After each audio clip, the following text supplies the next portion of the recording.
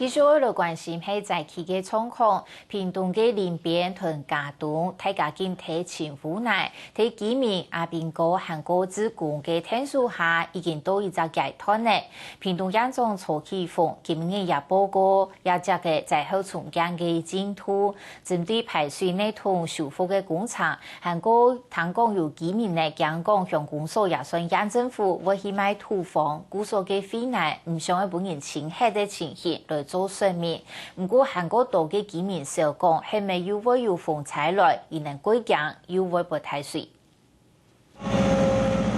关注40秒嘅自己加上人力，虽然马英九总统先前有表示，要喺1礼拜之内清除对起来嘅垃圾，但系又过了2个礼拜，就算居民拼嘅命嘛清唔下。这入面这你也看下这咧，这一礼拜你也无咁清嘅了。同国军合力清除交通要托，本在期嘅交通渐渐嘅恢复。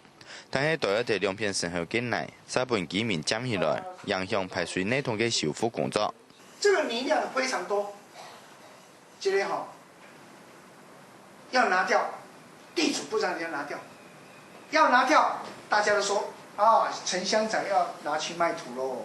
啊，那這樣子很不好。為咗到盡快清除垃圾，縣政府不得已通用警察權，強制進行清運，因為台風災來之前，早啲將重要嘅2條地下排水管線修復完成，係未來表面飲水嘅關鍵。A 幹線是一個很重要的啦，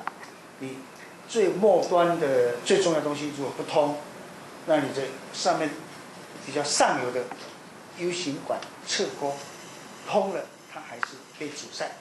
所以 A 幹線、B 幹線是在